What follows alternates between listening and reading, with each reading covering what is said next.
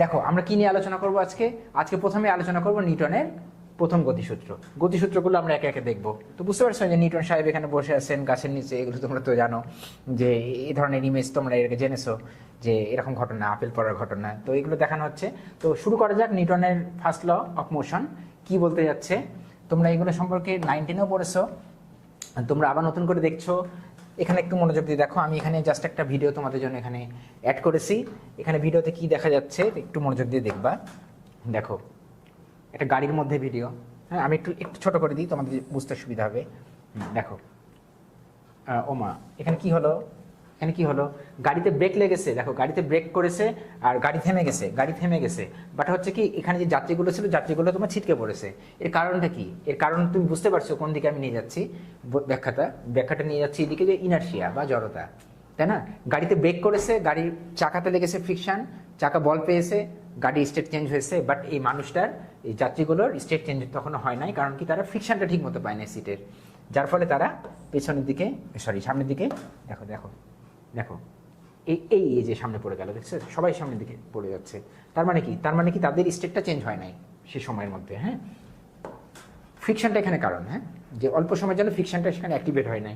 এখানে দেখো এখানে একটা কার্ড, এখানে একটা কার্ড রাখা ছিল, দেখো কার্ডের উপর একটা কয়েন ছিল, বুঝতে পারছো? এখানে কার্ডের উপর একটা কয়েন ছিল, এই যে দেখো, আবার দেখো এই যে এই যে এই যে যেমনি কার্ডে তোমার হচ্ছে ক্লিক করা হলো, মানে টোকা দেওয়া হলো, তখন কি হলো দেখো, এই যে দেখো এখানে যে তোমার কয়েনটা আছে, এই কয়েনটা আছে কিসের উপরে? কার্ডের উপরে। কার্ডে লাগানো হয়েছে ফোর্স, আর এই ফোর্সের কারণে কি কার্ডটার সাথে সাথে মানে হচ্ছে কি ছিটকে গেছে। আর এখানে কয়েনটা ছিল, কয়েনটা তো কার্ডের সাথে অ্যাটাচ ছিল, বাট এখানে ফ্রিকশনটা অ্যাক্টিভেট হওয়ার যে সুযোগটা সেটা ঠিক মতো পায় নাই, যার ফলে কি হয়েছে, এটা স্থির ছিল, যেহেতু ফোর্স এখানে পৌঁছাতে পারে নাই, তাই কয়েনটা সেখানে স্থির অবস্থায় থেকে গেছে, কার্ড চলে গেছে, তারপর আলটিমেট সেটা নিচে পড়েছে, বুঝতে পারছো? তো বস্তু যখন তোমার স্থির অবস্থায় ছিল, তাকে যে ফোর্স দেওয়া হয় নাই, তো সে স্থির ছিল, স্থির থাকতে চাইছিল। হ্যাঁ, আর এখানে কি, এখানে কারণটা কি? তার জড়তা, বুঝতে পারছো? স্থিতি জড়তার কারণে সে ওখানে থেকে গেছে, তাই না? এখানে এখানে দেখো ফুটবলার কিক করেছে, ফুটবলে কিক করার ফলে কি হচ্ছে, সেটা গোল হচ্ছে, তাই না? বলটা তোমার উঠে যাচ্ছে। আর কিক না করলে কি হতো, বস্তু ওখানে থাকতো, তাই না? তো বস্তু রিমেন্স অ্যাট রেস্ট আর remain in motion until or unless some force applied on it, তাই না? বস্তুকে বল প্রয়োগ না করলে বস্তু স্থির অবস্থায় থাকবে, অথবা গতিশীল বস্তু গতিশীল অবস্থায় থাকবে। এটাই তো নিউটনের ফার্স্ট ল, তাই না? এখানে একটু দেখো, এখানে কি হচ্ছে, একটা গাড়ি, দুটা গাড়ি, পিছনে গাড়িটা সামনে গাড়িকে ধাক্কা মারবে, দেখো পেছনে গাড়িটা কি করছে, সামনে গাড়িকে, দেখতে পাচ্ছ? হ্যাঁ, এই যে ধাক্কা দিল, বুঝতে পারছো? এখানে একটু মনে করে দাও, পেছনে গাড়িটা সামনে গাড়িতে একটা ফোর্স দিল, ফলে ফলে কি হলো, সামনে গাড়িটা পেছনের গাড়িতে একটা ফোর্স দিল, তাই না? তো সামনের গাড়িটা তোমার গতিশীল হলো, আর পেছনের গাড়িটা তোমার থেমে গেল, তাই না? এই ঘটনাটা এখানে ঘটলো, এই ঘটনাটা এখানে ঘটলো। তো এই ঘটনাগুলো কি ব্যাখ্যা করে? এই ঘটনাগুলো ব্যাখ্যা করা হচ্ছে এই প্রকৃতির যে নিয়ম, তাই না? এই নিয়মগুলোকেই দেখো, দেখতে পাচ্ছ, দেখতে পাচ্ছ, এর গতিশীলতা থেমে গেল। তো এটা হচ্ছে নিউটনের ফার্স্ট ল। এই যে দেখো একটা বস্তু গড়ে যাচ্ছে, একটা বস্তু গড়ে গড়ে যাচ্ছে, তাই না? একটা বস্তু রোল করছে, তাই না? Rolling motion. তো এখানে যদি তোমার পেছনের দিকে ফ্রিকশন না লাগে, তাহলে কি সে এইভাবে মুভ করতে থাকবে। এটা নিউটনের ফার্স্ট ল থেকে আসছে। আর এটা কি জড়তা? জড়তা বলতে আমরা তাহলে কি বুঝছি? জড়তা বলতে আমরা সেটা এটাই বুঝছি যে বস্তু তোমার যে অবস্থায় থাকছে বা আছে সে অবস্থায় থাকতে চায়, তাই না? তার মানে তার নিজের কোনো, এইভাবে চিন্তা করতে পারো, তার নিজের কোনো অ্যাবিলিটি নাই তার স্টেটটাকে চেঞ্জ করা, তার মোশনের স্টেটটাকে পরিবর্তন করা। তো যে ধর্মের জন্য কোনো বস্তু নিজ থেকে তার অবস্থান, তাই না, যে নিজ থেকে তার, এই যে নিজ থেকে কি করতে পারছে না, নিজ থেকে তার স্থির বা গতিশীল অবস্থার পরিবর্তন করতে পারে না, এই অক্ষমতাকে বলা হয় জড়তা, তাই না? এটা একটা ইনঅ্যাবিলিটি। Technical definition, the ইনঅ্যাবিলিটি of A body. ইনঅ্যাবিলিটি মানে কি? তার অক্ষমতা, তার এটা সামর্থ্য নাই, তাই না? সে অক্ষম এই ক্ষেত্রে কি, তার স্টেটটাকে চেঞ্জ করতে মোশনের। যদি তুমি বাইরে থেকে ফোর্স অ্যাপ্লাই না করো, তাহলে তার অবস্থার পরিবর্তন সে নিজে নিজে করতে চাইবে না। আমরা আগের উদাহরণগুলো সেটা দেখলাম। এটা, এই প্রপার্টিকে বলা হয় জড়তা, বুঝতে পারছো? আর এখানে হ্যাঁ, জড়তা কিসের উপর নির্ভর করে? দেখো ভর হচ্ছে জড়তার পরিমাপ, হ্যাঁ, মানদণ্ড। তো আমরা একটু বলি যে জড়তা বা জাড্য যেটাকে বলছো না, যেটা আই দিয়ে প্রকাশ করা হয়, inertia, that is proportional to M. এখানে অনেকে ভুল মিনিং করে যে তোমার বস্তুর ভরের, মানে গতিশীল বস্তু যদি বেগ পরিবর্তন হয় তাহলে জড়তার পরিবর্তন হয়, এটা ভুল কথা।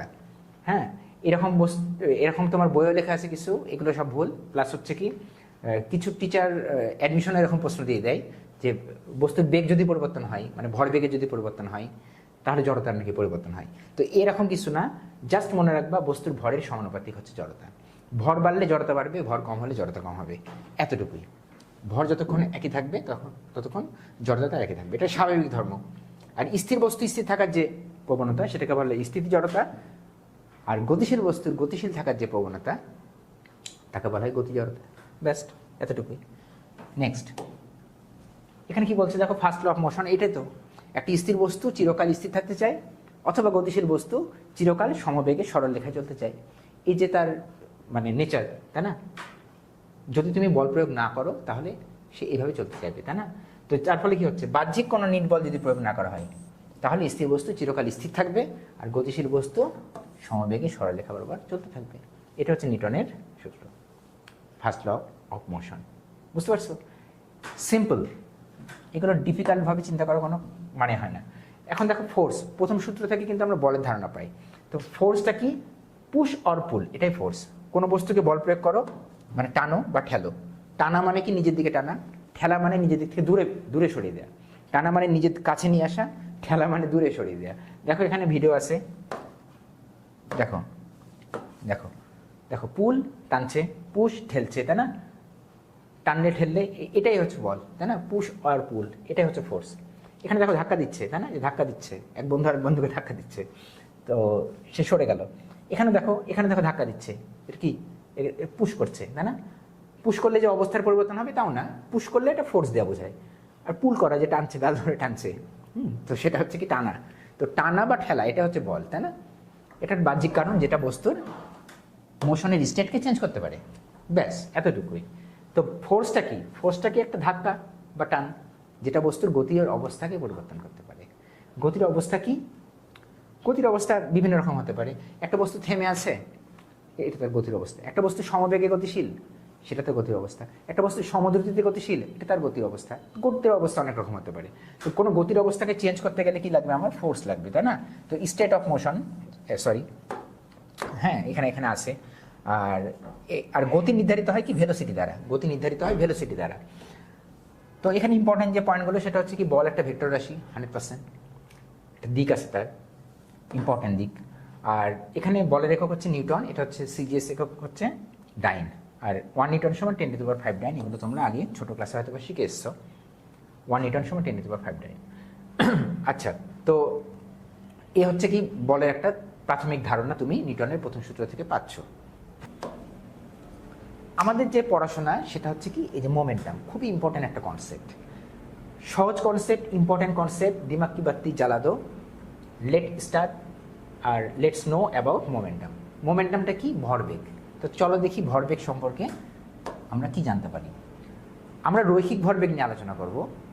দেখো ভরবেগটা কি জিনিস, আমি একটু ভিডিওটা এখানে প্লে করি, তুমি একটু মনোযোগ দিয়ে দেখো।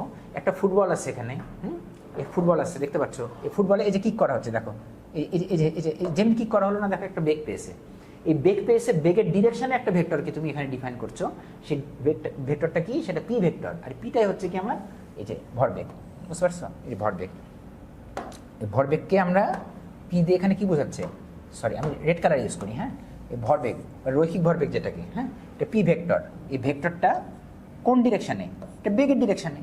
বেগ যেদিকে সেই দিকে কিন্তু তুমি একটা ভেক্টরকে নিচ্ছ, সেটা কি? Momentum vector. আর এর মান আছে এবং দিক আছে।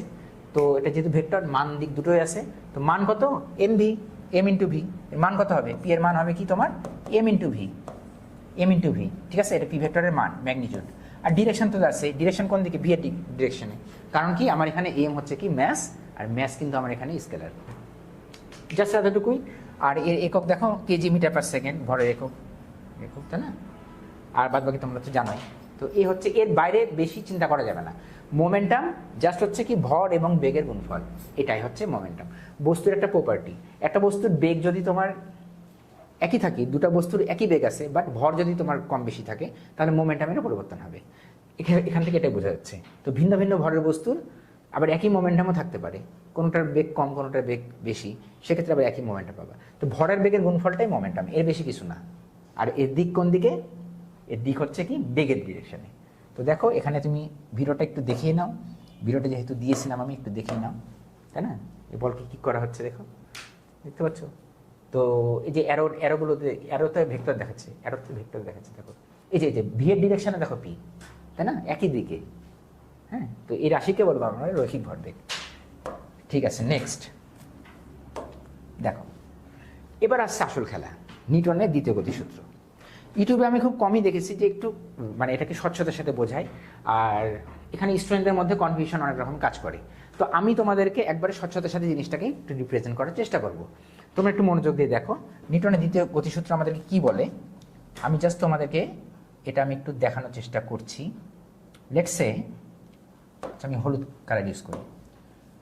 মনে করো তোমার কাছে একটা বস্তু আছে যার ভর হচ্ছে এম, আর বস্তুটা একটা বেগ আছে এই ডিরেকশনে ভি ভেক্টর।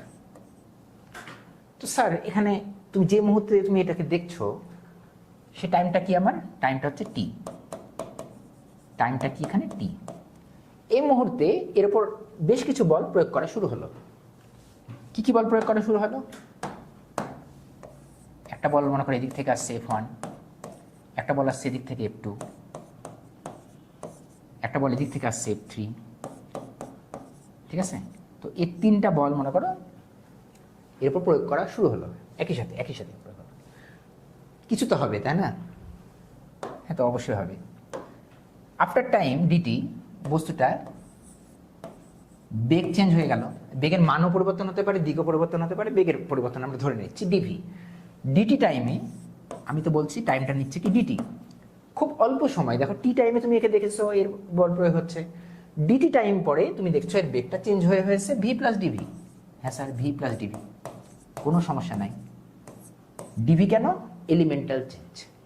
ডিটি টাইম খুবই ক্ষুদ্রাতি ক্ষুদ্র সময়, ডিভি ক্ষুদ্রাতি ক্ষুদ্র change in velocity. D V D T এগুলো ডিতে চেঞ্জ বোঝায় এগুলো। তো এখানে চেঞ্জ ইন টাইম হচ্ছে D T, change in velocity D V. এতটুকু ঠিক আছে? তাহলে দেখো তুমি ডিটি টাইমে আমার ভেলোসিটি চেঞ্জ হয়েছে। হ্যাঁ স্যার, চেঞ্জ হয়েছে। তো আমার এখানে মোমেন্টামেরও চেঞ্জ হয়েছে, অবশ্যই হয়েছে।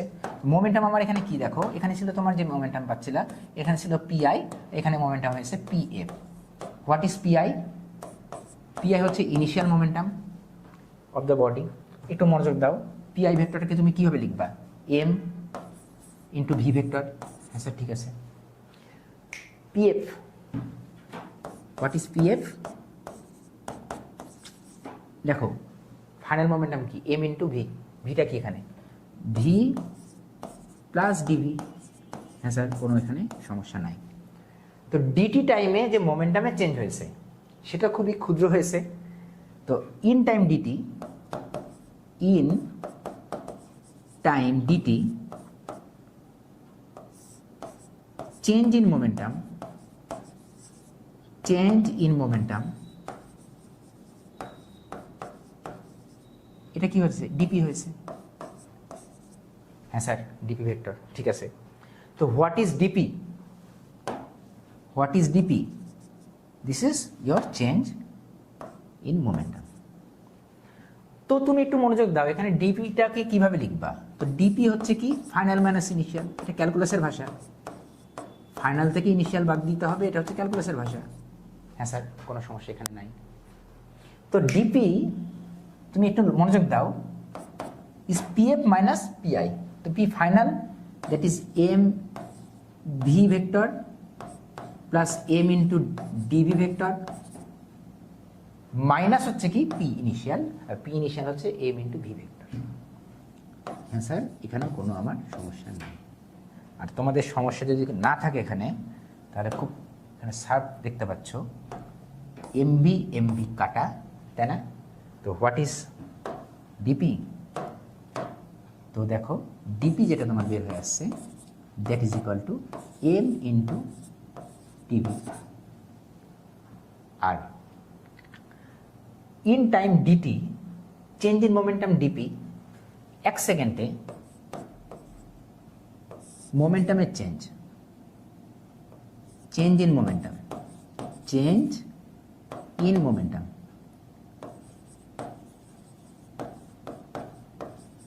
কি লিখবা? DP by DT. এক সেকেন্ডে যে চেঞ্জ হয়েছে মোমেন্টামে, মানে পার সেকেন্ডে যে মোমেন্টামের চেঞ্জ হচ্ছে, ডিটি টাইমে মোমেন্টামের চেঞ্জ হচ্ছে ডিপি। তাহলে 1 সেকেন্ডে মোমেন্টামের কি চেঞ্জ হয়েছে, সেটা হচ্ছে ডিপি বাই ডিটি। আর এই ডিপি বাই ডিটিটা হচ্ছে কি রেট অফ চেঞ্জ, এটা rate of change in momentum, in তোমার মোমেন্টাম। নিউটনের সেকেন্ড ল আমাদেরকে বলছে যে মোট যে ফোর্স এখানে অ্যাপ্লাই করা হয়েছে, that is F net external কি F1 vector plus F2 vector plus F3 vector, this net force, this external net force is responsible for this change in momentum, rate of change in momentum. তার মানে F net external হচ্ছে dp by dt, মোমেন্টামের যে চেঞ্জের যে rate, তাই না, ভরবেগের যে পরিবর্তনের হার, সেটা হচ্ছে কি বাহ্যিক লব্ধি বলের সমান। This is Newton second law, এটাই হচ্ছে কি তোমার নিউটনের সেকেন্ড ল। আমি ক্লিয়ার করে বলে দিচ্ছি তোমাদেরকে, এফ ইকুয়াল টু এম এ তোমরা পড়ে এসছো ছোট ক্লাসে, সেটা নিউটনের সেকেন্ড ল না। F equal to M A তুমি এখান থেকে পাবা, একটু মনোযোগ দাও। তুমি ডিপি বাই ডিটি, তুমি এখন এখান থেকে বলবা কি, তো ডিপি বাই ডিটি, তো ডিপি বাই ডিটি এখানে একটু মনোযোগ দাও। তো what is D P, M into D V. হ্যাঁ স্যার, তো মাস তো আমার এখানে কনস্ট্যান্ট, যদি মাস কনস্ট্যান্ট হয়, যদি ভর কনস্ট্যান্ট হয়, দেখো ভরের পরিবর্তন হয়নি, পরিবর্তন হয়েছে বেগের, যার ফলে পরিবর্তন হয়েছে ভর বেগের। তো যদি ভর যদি আমার এখানে ধ্রুব থাকে, তাহলে আমরা এটাকে এভাবে লিখতে পারি M into D V by D T. কেন ডিভি বাই ডিটি লিখতে পারি, দেখো ভর বেগের পরিবর্তনের হার বের করবো, ডিটি দিয়ে ভাগ করো, ডিটি দিয়ে ভাগ করে দাও, ভাগ করলে কি লিখতে পারি, ডিভি বাই ডিটিকে DP by DT, DP by DT এটা লিখতে পারি। আর এখান থেকে তুমি লিখতে পারো কি এম এ। তো F net external equal to M A যেটা পাচ্ছ, F net external that is equal to M A তুমি যেটা পাচ্ছ, সেটা নিউটনের সেকেন্ড ল এর একটা স্পেশাল কেস। এটা তখনই ভ্যালিড যদি ভরের কোনো পরিবর্তন না হয়।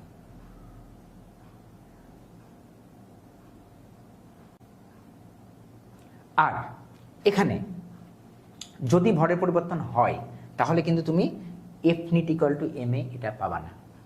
আর এটা পাবা না মানে এটা তখন ভ্যালিডই না। তাহলে নিউটনের সেকেন্ড ল কোনটা, নিউটনের সেকেন্ড ল হচ্ছে এটা, যে F net external that is equal to DP by DT, এটা হচ্ছে নিউটনের সেকেন্ড ল। বুঝতে যাচ্ছে?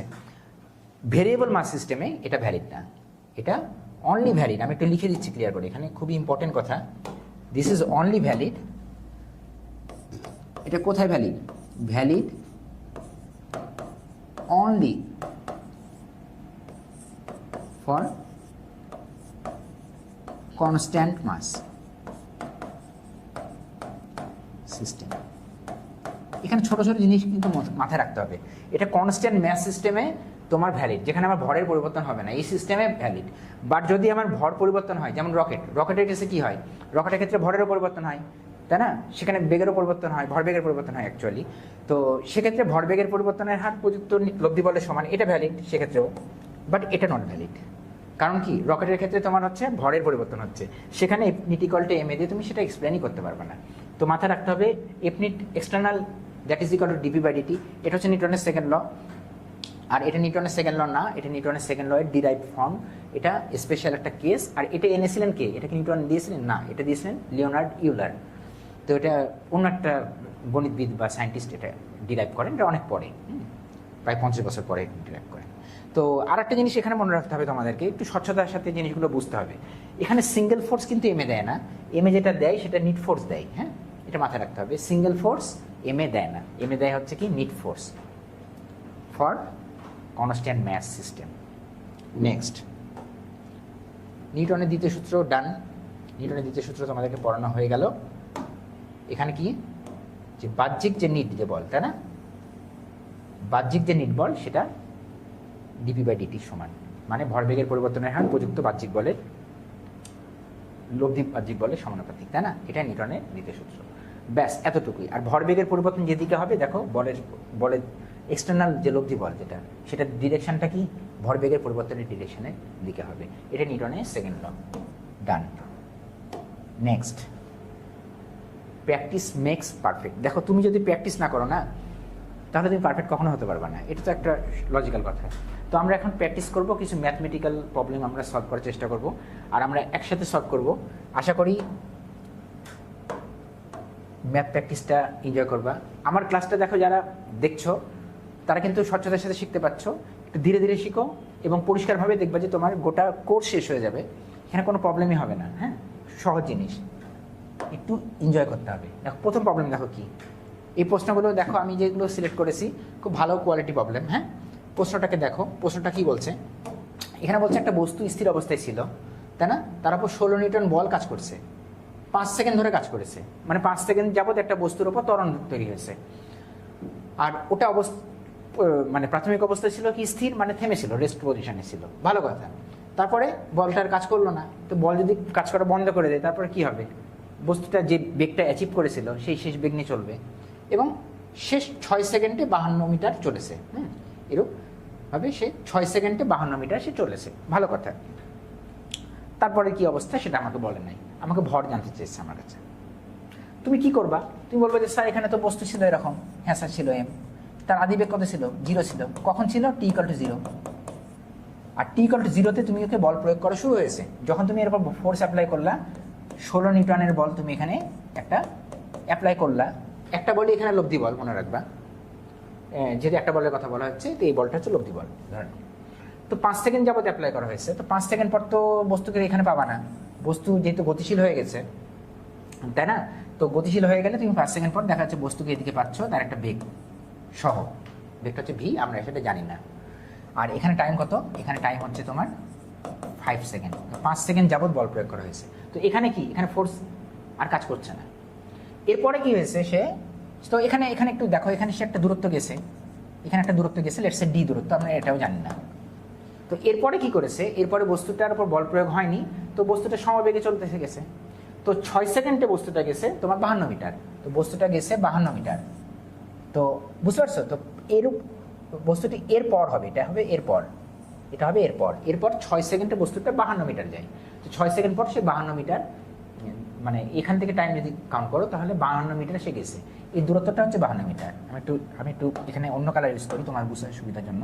এখানে সে 52 মিটার গেছে, সে কত মিটার গেছে, 52 মিটার গেছে, 52 মিটার, ভালো কথা, 52 মিটার গেছে। তো এখানে বস্তু ছিল, এখানে টাইম কত, 5 second plus 6 second, 11 second, 11 second, ভালো কথা। তো 11 সেকেন্ডে সে তাকে এখানে দেখছো। এই দূরত্ব তুমি জানো না, তুমি প্রবলেম সলভ করো, তুমি প্রবলেম সলভ করেছো, এই কালারই থাক। তোমার কাছে জানতে চাইছে বস্তুর ভর কত, তুমি শুরু করবা দেখো শেষ থেকে। এই বেগটা আমি জানি না, এই বেগটা যদি বের করতে পারি আমি কোনোভাবে, আদি বেগ তো জানি 0, তাহলে 2 বেগ, এর ডিস্টেন্স যেহেতু জানি না কিন্তু টাইম জানি, তো টাইম যদি জেনে থাকি, আদি বেগ শেষ বেগ যদি জেনে থাকি, তাহলে ত্বরণ বের করতে পারবো। আর ত্বরণ বের করতে পারলে দেখো এখানে বল আছে, তো আমরা সেখানে ভর বের করতে পারবো। তো সিম্পল, এখানে দেখো সমবেগে চলেছে, এখানে তো ফোর্স 0 হয়ে গেছে, তার মানে সে সমবেগে চলেছে। আর সমবেগে চললে আমরা কোন ফর্মুলা লাগাবো, আমরা ফর্মুলা লাগাবো কি, এস ইকুয়াল টু স্যার ভিটি। তো এস ইকুয়াল টু যদি ভিটি তুমি এখানে অ্যাপ্লাই করো, লেটস সে তোমার এস ইকুয়াল টু 52 মিটার, তো আমার এখানে টাইম কত, টাইম হচ্ছে এখানে ডেল্টা টি ধরো, এই টাইমটা কত, 5 থেকে 11, তো 6 সেকেন্ড, তো বলে দিয়েছে। তো that is V is equal two, এখানে দেখো 52/6, তার মানে এটা হচ্ছে কি, এটা 26/3, 26/3, তাই না, 52/6, তো 26/3, তাই না, 2 দিয়ে ভাগ করো, 1 মিটার পার সেকেন্ড। এটা হচ্ছে তার শেষ বেগ। আর এখানে দেখো আদি বেগ তুমি জানো, শেষ বেগ তুমি জানো, ত্বরণ বের করাটা কোনো এখানে ব্যাপারই না, কারণ তোমার এখানে টাইমটা জানা আছে, টাইম ব্যবধান, সময় ব্যবধান হচ্ছে 5 সেকেন্ড। তো আমরা এখানে জানি কি v equal to u plus at, এই ফর্মুলা লাগালে কাজ হয়ে যাবে। আর তুমি এখানে খুব ভালোভাবে দেখতে পাচ্ছ যে আমার আদি বেগ হচ্ছে কি এখানে 0, তাই না, বস্তু শুরুতে স্থির ছিল, বলে দিয়েছে।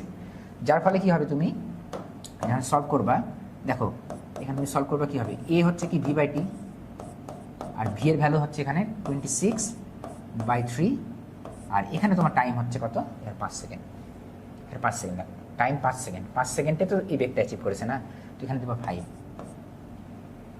আশা করি বোঝা যাচ্ছে, এটা একটু খারাপ হয়ে গেছে, ঠিক করে ফেলি। তো 26, এখন তুমি এখান থেকে তুমি বলের মানটা বের করে ভরটা বের করে নিতে পারবা। কীভাবে বের করবা, আমরা জানি F equal to M A, আমরা কি জানি, আমরা জানি স্যার আমরা জানি sir F equal to M A. তুমি যখনই F equal to M A লিখবা এখানে, তাই না, এই ফর্মুলাতে বসবে, এখান থেকে তুমি এম এর মানটা খুব ইজিলি বের করতে পারবে। That is F by A, F by A. তো এফ কত? 16, বসাও 16। এ কত? এ হচ্ছে 26/15।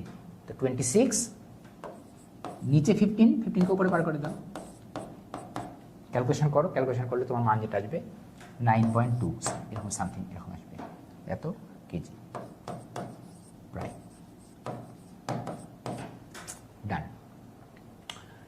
নেক্সট প্রশ্ন দেখো, একটা ক্রিকেটার বল ধরেছে, মানে ফিল্ডার বলকে ক্যাচ করেছে। তো বলকে যখন ধরে, তো বলটা তার দিকে এগিয়ে আসছিল, তো বলটা যখন এগিয়ে আসছিল তার দিকে, তার একটা বেগ ছিল। তো বলের বেগটা তোমাকে দিয়ে দিয়েছে 25, অবশ্যই মিটার পার সেকেন্ডে দেওয়া এখানে এসআইতে, কোনো সমস্যা নেই। আর বলের ভর দিয়ে আছে তোমার কাছে, বলের ভর হচ্ছে তোমার 120 গ্রাম, মানে দ্যাট ইজ 0.12 কেজি। তো এই বলের একটা ভরবেগ ছিল, তো যখন সে হাতে ধরে ফেলে বলটাকে, তখন বলটা থেমে যায়। তো ভরবেগের পরিবর্তন ঘটাতে গেলে আমার ফোর্স অ্যাপ্লাই করতে হয়। তো এটা বলটা কি পরিমাণ, দেখো এখানে প্রশ্ন বলছে বলটি হাতের ওপর কি পরিমাণ বল প্রয়োগ করে, মানে এই যে ক্রিকেট বলটা, সে হাতের ওপর কি পরিমাণ বল প্রয়োগ করে। ঠিক আছে, তো একটু মনোযোগ দাও। আমরা শুধু এখানে আমরা জানি কি যে বলটা প্রয়োগ করবে সেটা হচ্ছে এফ ইকুয়াল টু কি ডেল্টা পি দিয়ে করো, ডেল্টা পি বাই ডেল্টা টি। তো ভরবেগের পরিবর্তনের হারটাই তো বলটার সমান হবে, নিউটনের সেকেন্ড ল তো তাই বলে। তো দেখো আমার ফাইনাল মোমেন্টাম আর ইনিশিয়াল মোমেন্টাম আমরা যদি মান দিয়ে কাজ করি, দেখো ডেল্টা পি মানে চেঞ্জ মানে কি, ফাইনাল মানে ইনিশিয়াল, আমরা মান নিচ্ছি, তো আমরা ফাইনালি তো এটা 0 হয়ে যায়। তো মনে করো ইনিশিয়াল মোমেন্টাম মান নিয়ে যদি কাজ করো, তো আমরা এইভাবে লিখতে পারি, কোনো সমস্যা নাই, আমরা মান নিয়ে কাজ করছি। তো এখানে দেখো, তো ইনিশিয়াল মোমেন্টাম কি, ভর গুণন বেগ এমভি, হ্যাঁ স্যার এমভি। আর ফাইনাল মোমেন্টাম যেটা, সেটা হয় 0, কারণ বল তো থেমে গেল, বস্তু যদি থেমে যায় তো বেগ শূন্য হলে তো আর মোমেন্টাম থাকে না। হ্যাঁ স্যার কোনো সমস্যা নাই। ডেল্টা টি তুমি এখানে জানো, ডেল্টা টি দেওয়া আছে, তো এম এর ভ্যালু তুমি এখানে বসাও, দ্যাট ইজ 0.12, হ্যাঁ স্যার কোনো সমস্যা নাই। বেগ বসাও 25, হ্যাঁ স্যার এটাও কোনো সমস্যা নাই। নিচে 0 পয়েন্ট, দেখো টাইমটা কত, টাইম তো দেওয়া আছে না, টাইম তো প্রশ্নে বলে দিয়েছে কত সময় লাগে থামতে, 0.1 সেকেন্ড। তো দ্যাট ইজ 1/10 সেকেন্ড, তাই না? তো 1/10 সেকেন্ড মানে বুঝছো?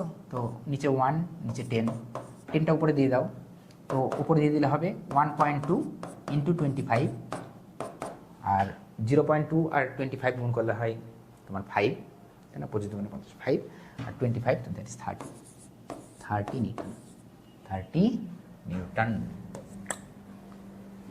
এটা তোমার প্রবলেম। এটা কি শিখলা? নিউটনের ফার্স্ট ল শিখলা, সেকেন্ড ল শিখলা। এবার আমরা আলোচনা করবো নিউটনের থার্ড ল।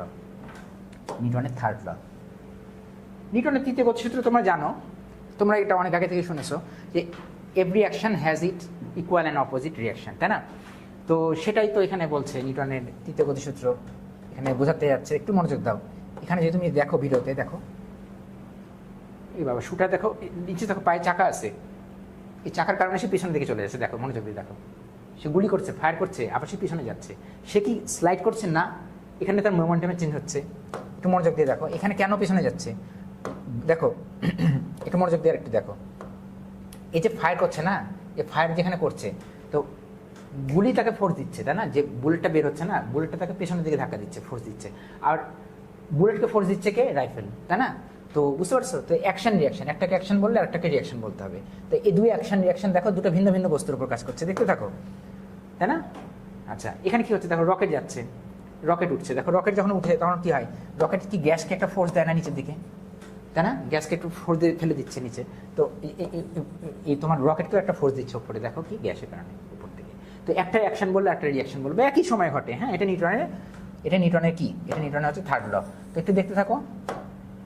হ্যাঁ, তারপরে নেক্সট কি হচ্ছে আমার এখানে দেখো, দেখো এই যে একই, এখানে একই অবস্থা, যে এখানে স্লিপ করছে সে। আচ্ছা, এটা কি হলো? ও আচ্ছা, বুলেটই ছুটে গেছে, দেখো গানটাই ছুটে গেছে, মানে সে মোমেন্টামটা ইয়ে করতে পারে না, যে রিকয়েল ভেলোসিটি, বুঝতে পারছো? বুলেট সামনে বের হচ্ছে, সে বুলেটকে দিচ্ছে একটা ধাক্কা, তাই না? কে ধাক্কা দিচ্ছে? বন্দুক থেকে ধাক্কাটা আসছে, তাই না, ভেতর থেকে। আর এখানে বুলেটটা সামনে বের হওয়ার কারণে বুলেটটা আবার এদিকে একটা রিয়াকশন দিচ্ছে, যার ফলে কি হচ্ছে, এটা পিছন দিকে যাচ্ছে, আর এটা কি ধরে রাখতে পারছে না, তাই না? তাই না, বুঝতে পারছো? তো এটাই হচ্ছে কি তোমার নিউটনের থার্ড ল। হ্যাঁ, এটা হচ্ছে নিউটনের থার্ড ল, যে every action, for every action there is an equal and opposite reaction. আর এটা একটু ক্লিয়ারলি যদি বলা হয় না, এটা তো একটু কনফিউশন তৈরি করে, যে তোমার একটা বস্তু আরেকটা বস্তুর উপর বল প্রয়োগ করলে আরেকটা বস্তু, মানে দ্বিতীয় বস্তুটা প্রথম বস্তুর উপর বল প্রয়োগ করবে, এবং একই দিককে বল প্রয়োগ, মানে বলটা প্রয়োগ হবে কি ইকুয়াল অ্যান্ড অপোজিট, এটা বলছি ইকুয়াল অ্যান্ড অপোজিট। এই জায়গাগুলো একটু ক্লিয়ার করে দিচ্ছি তোমাদেরকে, দেখো ইকুয়াল অ্যান্ড অপোজিট। আর এখানে একটা বস্তুর ওপর বল প্রয়োগ হচ্ছে না, ক্যান্সেল হচ্ছে না, এখানে একটা বস্তু আর একটা বস্তুর ওপর বল প্রয়োগ করছে, তাই না? একটা বস্তু আর একটা বস্তুর উপর বল প্রয়োগ করছে। আমি একটু বুঝে বলি, একটা বস্তু একটা বস্তু, এ বস্তুর ওপর এ বল প্রয়োগ করবে যেদিকে, তাই না, বুঝতে পারছো? এই বস্তুটা এই বস্তুকে যদি এদিকে বল, তার দিকে বল প্রয়োগ করে, তো এ তার দিকে এইভাবে বল প্রয়োগ করবে। যে ইকুয়াল অ্যান্ড অপোজিট, এটা ডিরেকশনটা হচ্ছে মেন, এটা কি হবে, লাইন জয়নিং দ্য অবজেক্ট, এটা হবে। তো এগুলো ক্লিয়ারলি বলতে হবে তোমাকে। হ্যাঁ, তো এই যে ফোর্স, এই ফোর্সটা কি হচ্ছে, ইকুয়াল অ্যান্ড অপোজিট, এবং একই সাথে হচ্ছে। এখানে একটা অ্যাকশন বললে আরেকটা রিয়াকশন, এটা এমন না যে এটা অ্যাকশন আগে হলো তারপর রিয়াকশনটা পরে হচ্ছে, এরকম না। দুটো ভিন্ন ভিন্ন বস্তুতে তোমার অ্যাকশন রিয়াকশনটা কাজ করছে, বুঝতে পারছো? তো এই জায়গাগুলো একটু ক্লিয়ার থাকতে হবে, যে একটা বস্তুর ওপর, আমার ওপর যদি কেউ বল প্রয়োগ করে, তাহলে আমি সেখান থেকে সরে গেলাম, তাই না? তো এটা ক্যান্সেল আউট হবে না, আমাকে যে বল প্রয়োগ করবে, আমাকে যদি কেউ মারে, ধরো আমি হচ্ছে হাতে মারছি, তো হাতে আমি বল প্রয়োগ করছি, তো হাতও আমাকে পাল্টা একটা বল প্রয়োগ করছে ওই মুহূর্তে, কথা বুঝতে পারছো? তো ভিন্ন ভিন্ন বস্তুতে বল প্রয়োগ হচ্ছে, তা ক্যান্সেল হওয়ার এখানে কোনো চান্স নাই। এটা আমি বলতে যাচ্ছি যে এই জিনিসগুলো ভুল করা যাবে না। হ্যাঁ, ইকুয়াল অ্যান্ড অপোজিট অবশ্যই হবে। এভরি অ্যাকশন হচ্ছে কি ইকুয়াল অ্যান্ড অপোজিট, আর অ্যাকশন বলতে এখানে ফোর্স বোঝাচ্ছে, তাই না? তো when one object exerts force on a second object, the second object exerts force, এটা ইকুয়াল ম্যাগনিটিউড, তার মানে কি সমমানের বল হবে, আর বিপরীত দিকে, তাই না, বিপরীত দিকে, কথা বুঝতে পারছো? তো এই হচ্ছে অবস্থা, বিপরীত দিকে। কি পয়েন্টসটা এটাই যে ক্রিয়া এবং প্রতিক্রিয়া, বল সর্বদা দুটি ভিন্ন বস্তুর উপর ক্রিয়া করে। খুবই ইম্পর্টেন্ট কনসেপ্ট, হ্যাঁ, খুবই ইম্পর্টেন্ট কনসেপ্ট, যে ভিন্ন ভিন্ন বস্তুর উপর ক্রিয়া করে। এখানে মিসকনসেপশন চলে আসে অনেক সময়, এটা কিন্তু একই বস্তুর উপর না, যার ফলে এটা ক্যান্সেল আউট হওয়ার বা বাতিল বা নিষ্ক্রিয় হওয়ার কোনো সম্ভাবনা এখানে নাই। একটা বস্তু যদি আরেকটা বস্তুকে বল প্রয়োগ করে সামনের দিকে, তো ওই বস্তুটা এই বস্তুকে বল প্রয়োগ করবে পেছনের দিকে, বুঝতে পারছো? তো একটা অ্যাকশন হলে একটা হচ্ছে রিয়াকশন, তাই না? এটা হচ্ছে নিউটনের থার্ড ল, তাই না? আর সবচেয়ে ইম্পর্টেন্ট কথা যেটা, নিউটনের তিনটা সূত্রই কিন্তু একবারে স্বাধীন। তোমরা মনে করো না যে নিউটনের ফার্স্ট ল মানে সেকেন্ড ল থেকে সব ল আনা যায়, এরকম যারা পড়ায় সব ভুল পড়ায়। নিউটনের প্রতিটা লই কিন্তু মানে মানে কি বলা যায়, যে এগুলো কিন্তু তোমার মৌলিক, প্রতিটা বলই নিজের ভিত্তি তৈরি করে, বুঝতে পারছো? এটা এমন না যে সেকেন্ড ল থেকে ফার্স্ট লয়ে আসা যায়, প্রমাণ করা যায়, কোনো লই কিন্তু প্রমাণ করা যায় না, এগুলো প্রকৃতির নিয়ম, কথা বুঝতে পারছো? আর ফার্স্ট লয়ের যে গ্রাউন্ড, যেটা প্রথম সূত্র থেকে আমরা যেমন বলের ধারণা পাচ্ছি না, জড়তার ধারণা পাচ্ছি, তেমনই সেখান থেকে আমরা ফ্রেম অফ রেফারেন্স, যে ইনার্শিয়াল ফ্রেম, সমবেগে চলতে থাকা ফ্রেম, বা তোমার থেমে থাকা ফ্রেম, এরকম ফ্রেমের ধারণা পাচ্ছি। আর সেই ফ্রেমের উপর দাঁড়িয়ে কিন্তু আছে সেকেন্ড ল। সুতরাং সেকেন্ড ল থেকে ফার্স্ট ল বা সেকেন্ড ল থেকে থার্ড ল, এসব প্রমাণ আমি করাবো না, কারণ এগুলো প্রমাণ করানোটাই ভুল, ঠিক আছে? আমি এটাকেও বলেছি, আমি ক্লাসে এটা আমি আবারও অ্যানাউন্স করে দিচ্ছি, হ্যাঁ, ঘোষণা দিয়ে দিচ্ছি, যে কোনো ল থেকে কোনো ল প্রমাণ করা যাবে না, সেটা বোকামি এবং ভুল হয়ে যাবে। তো রিমেম্বার দিস, মনে রাখো, অর্জুন স্যার বলেছে, কি বলেছে, নিউটনের গতিসূত্রগুলো কি বলেছে, গতিসূত্রগুলো কি মৌলিক নিয়ম, এগুলো মৌলিক, এগুলো প্রকৃতির নিয়ম, তাই না? প্রকৃতির মৌলিক নিয়ম, এগুলো সরাসরি, এগুলো প্রমাণই করা যায় না, কোনোভাবেই তুমি প্রমাণ করতে পারবে না, প্রমাণ করতে যাওয়াটাই বোকামি। এই ল কী জন্য এসেছে এটা আমরা জানি না, ল প্রকৃতির নাম ল, এটা কোনো প্রমাণ করা যায় না। অনেকে দেখবার প্রমাণ করছে এই ব্যাপারে, সেকেন্ড ল থেকে ফার্স্ট ল, হ্যাঁ, সেকেন্ড ল থেকে থার্ড ল, এগুলো সব ভুল, ওটা সব ভুল, বই থাকলে বইও ভুল। এগুলো কি স্বতন্ত্র ও পরীক্ষামূলক? হ্যাঁ, এগুলো দেখো, এগুলো সব পরীক্ষালব্ধ ফলাফল থেকে আসছে, তাই না, অভিজ্ঞতার ভিত্তিতে আসছে, বাস্তব, এবং প্রতিটা সূত্র স্বতন্ত্র, এটাই তো বললাম, এগুলো স্বাধীনভাবে আসছে। আর এগুলো সবাই কিন্তু মেকানিক্সের স্বাধীন ভিত্তি তৈরি করছে, বুঝতে পারছো? সূত্রগুলো ক্লাসিক্যাল মেকানিক্সের স্বাধীন ভিত্তি তৈরি করছে, ঠিক আছে? তো ফার্স্ট ল এর উপর বেস করে কিন্তু তিনটা ল দাঁড়িয়ে আছে। আমি বলছি ফার্স্ট ল যেখানে আমাদের কি ইনার্শিয়াল ফ্রেমের কথা বলছে না, সেই ইনার্শিয়াল ফ্রেমে কিন্তু তিনটা ল কিন্তু এখানে দাঁড়িয়ে আছে। তো তুমি যার উপর বেস করে দাঁড়িয়ে আসো, তুমি তাকেই প্রমাণ করছো, ওটা তো ভুল হয়। আমি এর আগে ফেসবুকে জানিয়েছিলাম এরকম করে, যে সেকেন্ড ল থেকে ফার্স্ট ল প্রমাণ করছে। কিভাবে বাবা? সেকেন্ড লটা তো দাঁড়িয়ে আছে ফার্স্ট ল এর বেজের উপরে। নন ইনার্শিয়াল ফ্রেমে কি সেকেন্ড ল ভ্যালিড না? তাহলে সেকেন্ড লটা আসছে তো আমার ফার্স্ট ল তো ডিফাইন করছে না রেফারেন্স ফ্রেমকে, ইনার্শিয়াল ফ্রেমকে। সেই ইনার্শিয়াল ফ্রেমের উপর দাঁড়িয়ে তুমি সেকেন্ড ল, তুমি বলছো আমি ফার্স্ট ল, মানে ফার্স্ট লকে আমি প্রমাণ করবো। এটা তো ভুল। কোনো ল থেকে কোনো ল প্রমাণ করা যায় না। ব্যাস, আজকে এই পর্যন্তই।